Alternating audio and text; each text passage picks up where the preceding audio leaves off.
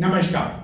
चित्तौड़ दर्शन में आज समाचारों में पुनः आप सभी का स्वागत है। नजर डालते हैं आज के समाचारों की ओर। जिला शतरंज संघ चित्तौड़गढ़ के तत्वाधान में चित्तौड़गढ़ में आयोजित 2 दिवसीय राज्य स्तरीय अंडर 13 ओपन एवं बालिका वर्ग की चैंपियनशिप रविवार को संपन्न हुई। चित्तौड़गढ़ के सांसद सीपी जोशी के मुख्य अतिथि में समापन समारोह आयोजित किया गया एवं प्रतियोगिता में भाग लेने वाले राज्य के सभी खिलाड़ियों को इस अवसर पर पुरस्कार प्रदान किए गए। जिला शतरंज संघ चित्तौड़गढ़ के तत्वाधान में 2 दिवसीय राज्य स्तरीय अंडर 13 ओपन एवं गर्ल्स शतरंज चैंपियनशिप रविवार को चित्तौड़गढ़ के प्रताप नगर में स्थित माहेश्वरी भवन में संपन्न हुई। शतरंज की इस राज्य स्तरीय प्रतियोगिता में राजस्थान के विभिन्न जिलों से लगभग 250 खिलाड़ियों ने भाग लिया। आयोजकों के अनुसार राजस्थान के शतरंज जगत का यह ऐतिहासिक रिकॉर्ड है, जो कि इतनी बड़ी संख्या में शतरंज के खिलाड़ियों ने भाग लिया। इस चैंपियनशिप में 1400 से 1991 तक के राष्ट्रीय और अंतर्राष्ट्रीय स्तर के रेटिंग प्राप्त 70 खिलाड़ियों ने भी भाग लिया। सभी खिलाड़ियों को स्विस सिस्टम और फिडे नियमों से 7 राउंड खेलने थे एवं इस दौरान उदयपुर के ऋषान जैन, जयपुर के काव्यांश जैन, बीकानेर के विभोर चोपड़ा, दौसा के रुद्राक्ष पंचोली ने अपने अपने प्रतिद्वंदी पर रविवार को मात दी। इसी तरह गर्ल्स कैटेगरी में भिलवाड़ा की आराध्या, जयपुर की टीशा बयाड़वाल, उदयपुर की विहाना कोठारी ने भी रविवार को शानदार प्रदर्शन किया। शतरंज को बढ़ावा देने और प्रतिभाओं को मंच प्रदान कर प्रोत्साहन देने हेतु इन सभी खिलाड़ियों में से श्रेष्ठ चयनितों को चित्तौड़गढ़ जिला शतरंज संघ द्वारा सभी प्रतिभागियों को लगभग 51,000 रुपये के नकद पुरस्कार और ट्रॉफियां समारोह के मुख्य अतिथि चित्तौड़गढ़ के सांसद द्वारा प्रदान की गई। राज्य स्तरीय इस प्रतियोगिता में रविवार को अंतिम 4 चक्रों को खेला गया एवं समापन समारोह में सांसद के अलावा अन्य कई जनप्रतिनिधि आदि मौजूद थे। इस प्रतियोगिता में इन खिलाड़ियों के साथ बड़ी संख्या में अभिभावक भी यहां पहुंचे, जो कि शनिवार के साथ रविवार को भी आयोजन स्थल पर देखे गए। इन खिलाड़ियों एवं अभिभावकों के लिए रविवार को जिला शतरंज संघ की ओर से भोजन की व्यवस्था भी की गई एवं चमचमावती आकर्षक ट्रॉफियां जब नन्हे खिलाड़ियों को प्रदान की गई तो वह काफ़ी अधिक उत्साह एवं जोश के साथ दिखाई दिए, जिन्होंने चित्तौड़गढ़ में इस आयोजन को लेकर की गई तैयारियों की प्रशंसा की। राज्य स्तरीय आयोजन होने की वजह से इस प्रतियोगिता चैंपियनशिप के लिए कई टेबलें लगाई गई एवं अन्य विशाल तैयारियां भी की गई। रविवार को अंतिम दिन राजस्थान के कई नन्हे खिलाड़ियों ने अपने दिमाग का पूरा उपयोग करते हुए एक चाल को काफ़ी अधिक शातिराना चाल से चला और यह प्रयास किया कि वह प्रतिद्वंदी पर लगातार हावी होते रहें।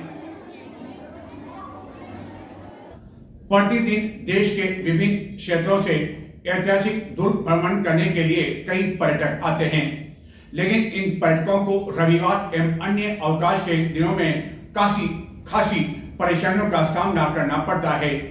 दुर्ग आने जाने के लिए एक ही रास्ता होने की वजह से आए दिन जाम लगना कोई नई बात नहीं है, लेकिन रविवार को इतना अधिक जबरदस्त जाम लगा कि इस जाम में विभिन्न राज्यों से आए पर्यटकों के साथ बच्चे एवं महिला खासी परेशान रहे। कई पर्यटक ऐसे थे जो कि बैरन लौटने के लिए मजबूर हुए, जबकि कई पर्यटक ऐसे थे जो इस जबरदस्त जाम एवं वाहन की लंबी कतार के कारण बैरन लौटना चाहते थे, लेकिन जाम के बीच ऐसे फंस गए कि अपने वाहन वह निकाल भी नहीं सकते थे। यही नहीं, इस दौरान दुर्ग आने जाने वाले दुपहिया वाहनों को भी उस समय तक रोके रखा जब तक कि एक तरफा यातायात की व्यवस्था आरंभ नहीं की गई, जिसके कारण दुर्ग जाने वाले जो मोटरसाइकिल वाहन थे उनके चालक एवं अन्य लोग खासे परेशान रहे, जिनका कहना था कि यातायात पुलिस द्वारा अनावश्यक दुपहिया वाहनों को रोककर जाम की स्थिति और अधिक परेशानी के लिए बना दी गई। यही नहीं, इस दौरान यातायात प्रभारी मोतीलाल सारंग भी असहाय स्थिति में देखे गए एवं जितना जबरदस्त जाम था उस अनुरूप यातायात पुलिस की व्यवस्था नहीं किए जाने की वजह से दिन भर इसी तरह की स्थिति बनी रही। रविवार एवं अवकाश के दिनों में चित्तौड़ दुर्ग का भ्रमण करने के लिए आने वाले पर्यटकों को दुर्ग के नीचे एवं दुर्ग पर लगने वाले जाम के कारण परेशान होना कोई नई बात नहीं है, लेकिन रविवार को इतना ज़बरदस्त जाम लगा जिसके कारण पर्यटक इतने अधिक परेशान रहे कि कई पर्यटक तो इस लंबी लंबी कतार के कारण बैरंग लौटने के लिए मजबूर हुए, जबकि कई पर्यटक ऐसे थे जिन्हें इस जाम की वजह से इतना अधिक समय लग गया कि उनका आगे का जो शेड्यूल था उस पर पानी फिर गया। पर्यटकों का रेला उमड़ने से शहर की यातायात व्यवस्था भी प्रभावित हुई। यही नहीं, इस दौरान दुर्गवासी भी खासे परेशान रहे। रविवार को अवकाश का दिन होने की वजह से गुजरात, महाराष्ट्र, मध्य प्रदेश एवं अन्य स्थानों से बड़ी संख्या में पर्यटकों के साथ साथ बड़ी संख्या में भक्तजन भी दुर्ग स्थित कालिका माता मंदिर में दर्शन करने के लिए पहुंचे। इनमें कई चित्तौड़गढ़ एवं जिले के श्रद्धालु भी शामिल थे, जो कि दुपहिया वाहनों पर आए, जिन्हें पता था कि अवकाश का दिन होने की वजह से यहाँ जाम लगेगा, लेकिन दुपहिया वाहनों पर आने के बावजूद वह भी इस जाम में फंस गए और उन्हें भी काफ़ी अधिक परेशानियों का सामना करना पड़ा। इस जाम में ऐसे कई वाहन थे जिसमें छोटे बच्चे, महिलाएं खासे परेशान रहे एवं एक एक घंटे से भी अधिक समय तक उन्हें जाम खुलने का इंतज़ार करना पड़ा और वह दुर्ग के नीचे और ऊपर जाम खुलने का इंतजार करने में लगे रहे।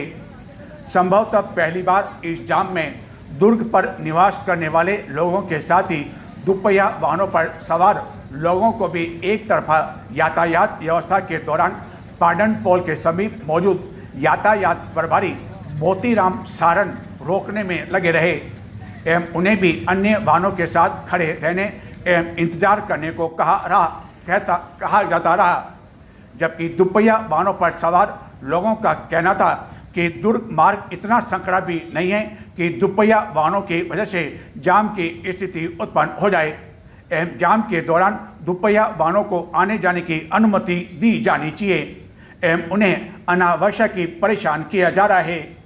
इसके बावजूद यातायात प्रभारी उनकी एक भी नहीं सुनने में लगे रहे और उनसे तर्क वितर्क करने वाले दुपहिया वाहनों के फोटो खींचने के लिए चालान बनाने के लिए अपने साथ मौजूद पुलिस कर्मियों को निर्देश देने में लगे रहे, लेकिन इस स्थिति से जाम की स्थिति और बिगड़ती गई क्योंकि दुपहिया वाहन भी बड़ी संख्या में मौजूद कारों के बीच जहां तहां खड़े हो गए, जिसके कारण इस पर सवार बच्चों एवं महिलाओं को काफ़ी परेशानियां दिन भर उठानी पड़ी। इस बीच बारिश भी प्रारंभ हो गई, जिसके कारण वह अपने दुपहिया वाहन भी यहाँ जाम से नहीं निकाल सके एवं यातायात प्रभारी की मन मर्जी का खामियाजा ऐसे कई दुपहिया वाहन चालकों को दिन भर उलझना पड़ा एवं पर्यटक दिन भर यातायात पुलिस कर्मियों से उलझते रहे। जितना जबरदस्त जाम रविवार को देखना पड़ा, उस अनुरूप यातायात पुलिस कर्मियों की व्यवस्था नहीं किए जाने की वजह से भी पर्यटकों को इसका खामियाजा उठाना पड़ा और कम से कम वह अच्छी यादों के साथ चित्तौड़गढ़ से रवाना नहीं हुए। आखिरकार हिंदू राष्ट्र देश में, भारत में गौ माता को कब सम्मान मिल पाएगा, गौ माता को कब राष्ट्र का दर्जा मिल पाएगा, यह कहना है कई संतों का, जो कि गत कई समय से गो सम्मान आह्वान को लेकर अभियान चलाए हुए हैं, जिनके द्वारा पूरे देश में गत दिनों तहसील स्तर पर कार्यक्रम आयोजित किया गया, लेकिन इसके बावजूद उनकी सुनवाई नहीं होने के कारण अब देश भर में 27 जुलाई सोमवार को जिला स्तर पर कार्यक्रम आयोजित किया जाएगा। चित्तौड़गढ़ में इस अवसर पर प्रातः 9:30 बजे इंदिरा गांधी स्टेडियम से रैली निकाली जाएगी, जो कलेक्ट्रेट पहुंचेगी। यहां से पुनः इंदिरा गांधी स्टेडियम तक यह रैली जाएगी।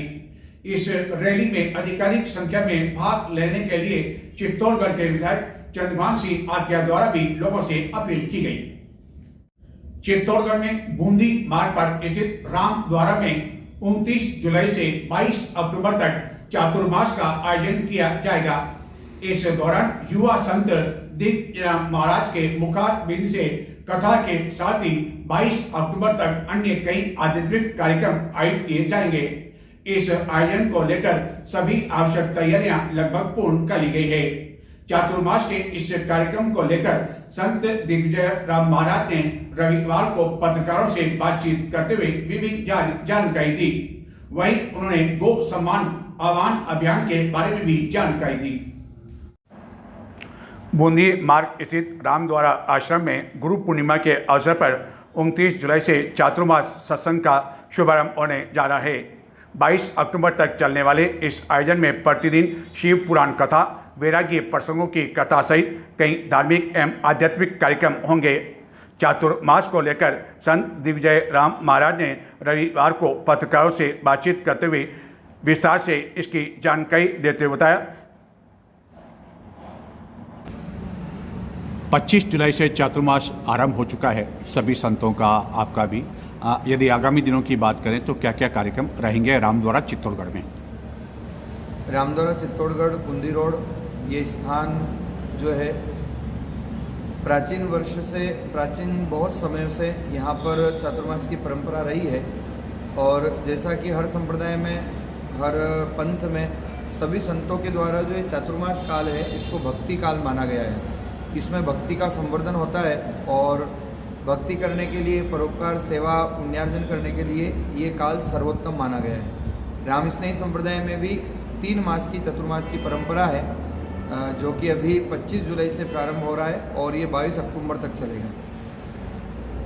तो यदि इन दिनों में बात करें, आपने कहा 22 अक्टूबर तक चातुर्मास चलेगा, तो इस दौरान शिव पुराण कथा भी होगी और श्रीमद् भागवत सप्ताह भी होगा, तो इन सभी का कार्यक्रम क्या रहेगा? प्रतिदिन 29 जुलाई को सबसे पहले भव्य गुरु पूर्णिमा महोत्सव रहेगा।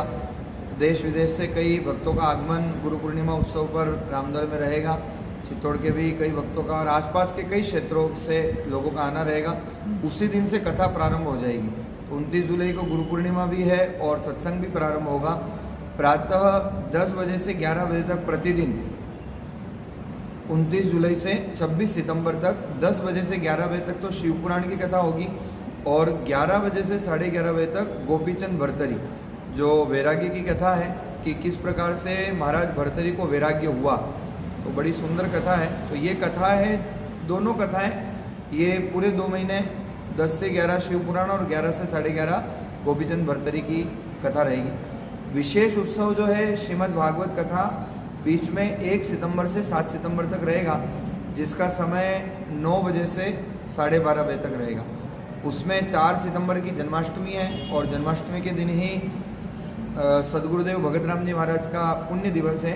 उस दिन आप देवलोक गमन हुए थे, तो उस दिन विशेष उत्सव के रूप में समाधि पूजन होगा और जन्माष्टमी का पर्व भी मनाया जाएगा। भागवत सप्ताह के मध्य भी कृष्ण जन्म होगा। 4 सितंबर को विशेष उत्सव रहेगा। तत्पश्चात पुनः 26 सितंबर को कथा पूर्ण होगी। 1, 2, 3, 4 अक्टूबर को रामस्नेही संप्रदाय के पूज्य अखंड वाणी जी महाराज का अखंड पाठ होगा। दिन रात 4 दिन ये वाणी जी का पाठ रहेगा। तत्पश्चात 8, 9 और 10 अक्टूबर को रामस्नेही संप्रदाय में जो श्वासोश्वास राम नाम भजन की साधना की जाती है, उसका शिविर लगाया जाएगा कि किस प्रकार से भजन किया जाए। 8, 9, 10 अक्टूबर को वो कार्यक्रम रहेगा। तत्पश्चात 11 अक्टूबर से 22 अक्टूबर तक अंत में नवरात्रि में नवान पारायण का पाठ होगा रामायण मंडल के द्वारा। तत्पश्चात हवन और 22 अक्टूबर को चतुर्मास की पूर्णाहुति रहेगी। किसी भी शिष्य के लिए गुरु पूर्णिमा का काफ़ी अधिक महत्व रहता है, तो यदि गुरु पूर्णिमा की बात करें जो कि 29 जुलाई को है, तो उस समय यदि शिष्य आपसे दर्शन करने के लिए आते हैं तो कोई समय उस दिन निर्धारित किया गया है? गुरु पूर्णिमा को तो प्रातःकाल लगभग 5-6 बजे से ही भक्तों का आगमन शुरू हो जाता है क्योंकि आसपास के कई क्षेत्रों से दूर दराज से कई भक्तों का आना रहता है। कई भक्त लोग तो एक दिन पहले भी आ जाते हैं, 2 दिन पहले भी आ जाते हैं। तो लगभग गुरु पूर्णिमा के दिन तो 5-6 बजे से लेकर और रात्रिकालीन 10-11 बजे तक लगातार क्रम चलता है। भक्तों का आना होता है, गुरु पूजन होता है, प्रसाद वितरण होता है और सत्संग जो है वो 10 से 11 उस दिन रहेगा। बाकी गुरु पूजन पूरे दिन चलेगा। सभी जगह संतों का चातुर्मास आरंभ हो चुका है। चातुर्मास के बारे में अमूमन यह कहा जाता है कि बारिश के दौरान संतों का एक ही स्थान पर विराजमान रहता है, लेकिन यदि इसका आध्यात्मिक महत्व की बात करें तो कोई इसके पीछे आध्यात्मिक महत्व भी है चातुर्मास को लेकर? चातुर्मास का आध्यात्मिक महत्व तो सबसे बड़ा यही है, क्योंकि अन्य महीनों में संत विचरण करते हैं तो कहीं एक स्थान पर रुकना नहीं होता है, तो एक स्थान के लोगों को उतना लाभ नहीं मिलता है। चातुर्मास में संतों का जो है, जैसे हमारे राम का भी नगर सीमा के बाहर जाना वर्जित है। चित्तौड़ नगर सीमा के अंदर अंदर हम जा सकते हैं, नगर सीमा का उल्लंघन नहीं कर सकते। तो सबसे बड़ा लाभ तो होता है सत्संग का। फिर हमारी जो साधना है, हमारी जो भक्ति है, उसका भी संवर्धन होता है, क्योंकि हमको भी यही समय मिलता है। अन्य समय में तो यात्राएं और सत्संग काफ़ी होते हैं। तो साधना का काल है, भक्ति का काल है, तो सत्संग भी हो जाता है, भक्ति होती है, साधना होती है और जनमानस को भी लाभ मिल पाता है कि संतों के माध्यम से सत्संग सुन कर के उनके जीवन में भी अच्छे आचरण आए और अच्छे पथ पर वो अग्रसर हों और उनके भी जीवन में भक्ति, साधना और सेवा का मार्ग प्रशस्त हो। गत वर्षों की यदि बात करें तो आपके विदेशों में कई कथा भी हुई है, चाहे नानी बाई मायरा की बात करो या अन्य कथाओं की बात करें। यदि आगामी वर्षों की बात करें, 2027 की बात करें, 28 की बात करें, तो कौन से इन दिनों में कार्यक्रम होने वाले हैं? लगभग 22 देशों की यात्रा हो चुकी है और अभी श्रीलंका आध्यात्मिक यात्रा पूर्ण हुई थी पिछले अप्रैल में। आगामी वर्ष की बात करूं तो आने वाला जो अप्रैल है, अर्थात इस नवरात्रि के बाद जो अगली नवरात्रि आएगी, चैती नवरात्रि, उस चैती नवरात्रि के ठीक पश्चात सेंट्रल अफ्रीका जाम्बिया में वहाँ परिवार के द्वारा श्रीमद् भागवत कथा का आयोजन वहाँ पर रखा गया है। तो अप्रैल में जाम्बिया अफ्रीका कथा है, फिर मई में वापस अगले वर्ष मई में जर्मनी स्टुटगार्ट यूरोप में कथा है और फिर जून में जापान कथा है। तो लगातार 3 महीनों में अफ्रीका, यूरोप और जापान लगातार कथाएं हैं। फिर और अन्य भारत में तो कई तीर्थों पर वापस जून में अमरकंटक में, जैसा कि हर वर्ष एक तीर्थ की कथा होती है, तो जून में अमरकंटक भी कथा है और अब इसी बीच में देश के कोने कोने में कई स्थानों पर सत्संग के और कथाओं के आयोजन हैं। सोमवार 27 तारीख को एक बड़ा कार्यक्रम अधिकांश स्थानों पर हो जा रहा है, गौ माता को लेकर आपके द्वारा भी आह्वान किया गया है। क्या कार्यक्रम रहेगा 27 जुलाई सोमवार को? 27 जुलाई गौ सम्मान अभियान के माध्यम से पूरे देश में, इसमें सभी संत लगे हुए हैं, सभी गौ भक्त लगे हुए हैं। सबका एक ही संकल्प है कि गौ माता राष्ट्रमाता बने। जो गौ हत्या हमारे देश में हो रही है, गौ हत्या जैसा कलंक सदा के लिए भारत से समाप्त हो और गौ माता के लिए राष्ट्रीय कानून बने, केंद्रीय कानून बने, जिससे कि गौ माता का जब संवर्धन होगा तो देश का विकास होगा, देश का संवर्धन होगा और एक आध्यात्मिक ऊर्जा जो हम मानते हैं, क्योंकि गौ जो है, गाय जो है, वो स्वयं गोपाल की है। गौ माता की सेवा गोपाल की सेवा है। यही लक्ष्य लेकर के पूर्व में 27 अप्रैल को पूरे देश में तहसील स्तर पर सभी संतों ने, गौ भक्तों ने भारत सरकार को प्रार्थना पत्र दिया था कि केंद्रीय कानून बने और गौ माता राष्ट्रमाता बने। अब पुनः 27 जुलाई को पूरे भारत में जिला स्तर पर, पहले तहसील स्तर पर हुआ था, अब जिला स्तर पर एक बार पुनः सरकार से प्रार्थना की जाएगी। प्रार्थना पत्र ज्ञापन के रूप में कलेक्ट्रेट पर दिया जाएगा। तो यहाँ भी ठीक 9:30 बजे 27 जुलाई को इंदिरा गांधी स्टेडियम से सभी गो भक्त, सभी संत मिलकर के गो यात्रा लेकर के कलेक्ट्रेट तक जाएंगे। वहाँ पर जो शासन के अधिकारी होंगे उनको हम प्रार्थना पत्र देंगे और सरकार से फिर एक बार आग्रह करेंगे कि गौ हत्या बंद हो और गौ माता को राष्ट्रमाता का दर्जा प्राप्त हो। और उससे पहले भी कोई ऐसा ज्ञात हुआ कि यहाँ भी कोई सवेरे कोई कार्यक्रम कीर्तन वीर्तन का होने वाला? हाँ, उसी समय इंदिरा गांधी स्टेडियम 9:30 बजे तो यात्रा रहेगी। प्रातःकाल 8 बजे से 9:15 बजे तक जप का कार्यक्रम रखा गया है। तो सभी गो भक्त आकर के भजन करेंगे, जप करेंगे और जप के पश्चात फिर हम यात्रा लेकर के वहाँ से प्रस्थान करेंगे। दिल्ली में जंतर मंतर पर 1 माह से भी अधिक समय तक कॉकरोच पार्टी द्वारा धरना दिया गया, प्रदर्शन किया गया और आखिरकार युवाओं की जीत हुई।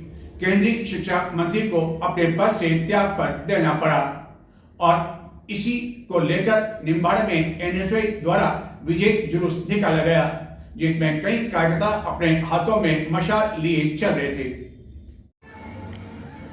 नई दिल्ली में जंतर मंतर पर छात्रों एवं अन्य के साथ हुई कथित तौर पर बर्बरता के विरोध में निम्बाड़ा नगर में कांग्रेस द्वारा एक विशाल जुलूस निकाला गया, जिसमें बड़ी संख्या में कार्यकर्ताओं ने अपने हाथों में मशाल ले रखी थी। इस जुलूस में एनएसयूआई, युवा कांग्रेस के कार्यकर्ता, विभिन्न प्रकोष्ठों के कार्यकर्ता शामिल थे। यह मशाल जुलूस का नेतृत्व छोटी सारी पंचायत समिति के पूर्व प्रधान विक्रम आंजना द्वारा किया गया। पेच एरिया निम्बाड़ा कांग्रेस कार्यालय से आरंभ हुआ यह जुलूस निम्बाड़ा के मुख्य मार्गों से गुजरता हुआ कल्याण चौक पहुंचा। जुलूस में शामिल युवा देशभक्ति से ओत-प्रोत कई नारे लगाने में लगे रहे। इस दौरान देशभक्ति से ओत-प्रोत गीत भी बीच मार्ग में गूंजते रहे। कल्याण चौक पर एक सभा का आयोजन किया गया, जिसमें पूर्व सहकारिता मंत्री उदयलाल आंजना के संदेश को पढ़कर सुनाया गया।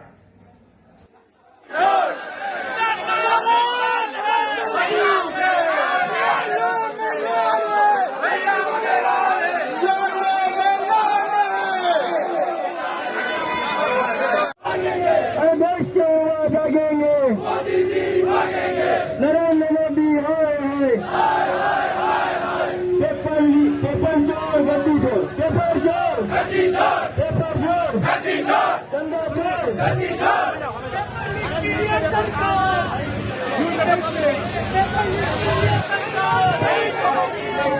जब जब मोदी डरता है पुलिस को आगे करता है, जब मोदी डरता है पुलिस को आगे करता है। पेपर चोर गद्दी चोर, पेपर चोर गद्दी चोर, पेपर चोर गद्दी चोर, गद्दी चोर।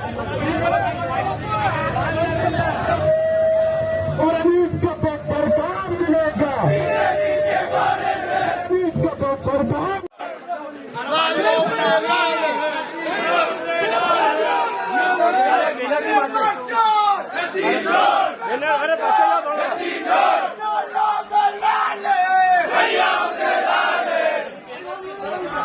नजर डालते हैं कुछ और समाचारों की ओर, लेकिन संक्षिप्त में देखते रहे चित्तौड़ दर्शन। प्रधानमंत्री नरेंद्र मोदी के मन की बात का सीधा प्रसारण चित्तौड़गढ़ जिला मुख्यालय पर सांसद सीपी जोशी एवं विधायक चंद्रभान सिंह आकिया के नेतृत्व में भाजपा कार्यकर्ताओं द्वारा 37 स्थित चमत्कारी सांवलिया मंदिर में सुना गया। प्रधानमंत्री नरेंद्र मोदी ने मन की बात के 136वें प्रसारण में संबोधन में कारगिल के वीर शहीदों को याद कर उनके बलिदान को नमन करते हुए कहा कि भारतीय सेना ने हर चुनौतियों का डटकर सामना किया। इसी तरह सहकारिता मंत्री गौतम दर्क ने बड़ी सादरी विधानसभा क्षेत्र में अपने क्षेत्र के कार्यकर्ताओं के साथ प्रधानमंत्री के मन की बात सुनी। इन दोनों जगह पर बड़ी संख्या में भाजपा के कार्यकर्ता मौजूद थे। चित्तौड़गढ़ विधानसभा क्षेत्र के गोसुंडा एवं सावा मंडल के नव नियुक्त पदाधिकारियों ने रविवार को चित्तौड़गढ़ विधायक चंद्रभान सिंह आकिया से उनके कार्यालय में भेंट की। इस अवसर पर विधायक आकिया ने सभी पदाधिकारियों का उपरना ओढ़ाकर अभिनंदन करते हुए कहा कि पार्टी संगठन ने उन्हें जो जन सेवा का अवसर प्रदान किया उसमें वह पूरा खरा उतरेंगे, ऐसी उन्हें उम्मीद ही नहीं बल्कि पूर्ण विश्वास है। इस अवसर पर गोसुंडा मंडल अध्यक्ष लालचंद गुजर, सावा मंडल अध्यक्ष अनिल सुखाल के अलावा पदाधिकारी मौजूद थे। कई लोग अपना जन्मदिन धूमधाम के साथ मनाते हैं। होटल एवं अन्य स्थानों पर पार्टी का आयोजन करते हैं, बड़े बड़े केक काटे जाते हैं। लेकिन चित्तौड़गढ़ निवासी अमित प्रताप सिंह ने अपना जन्मदिन सादगी सेवाभाव से मनाया। इस दौरान उन्होंने अपने कई साथियों आदि के साथ पौधारोपण किया एवं गौ सेवा की। अमित प्रताप सिंह ने इस कार्यक्रम के दौरान 51 पौधों के पौधारोपण के साथ अपना जन्मदिन मनाया एवं इस अवसर पर मौजूद अन्य जनों ने कहा कि पौधे लगाना केवल एक कार्य नहीं बल्कि धरती और आने वाली पीढ़ियों के प्रति हमारी नैतिक जिम्मेदारी है। इस दौरान विभिन्न प्रजातियों के पौधे रोपण किए गए एवं गायों को 251 किलो हरा चारा एवं 51 किलो गुड़ भी खिलाया गया। तो ये थे आज के समाचार। चित्तौड़ दर्शक चैनल को अब तक आपने सब्सक्राइब नहीं किया हो तो आज ही सब्सक्राइब करें, ताकि अलग अलग व्हाट्सएप ग्रुप पर समाचार देखने के स्थान पर आपको जल्दी अपने मोबाइल पर समाचार मिल सकते हैं और यूट्यूब, फेसबुक, इंस्टाग्राम एवं अन्य सोशल मीडिया के प्लेटफॉर्म पर आप चित्तौड़गढ़ एवं जिले की प्रमुख घटनाओं को देख सकते हैं। नमस्कार।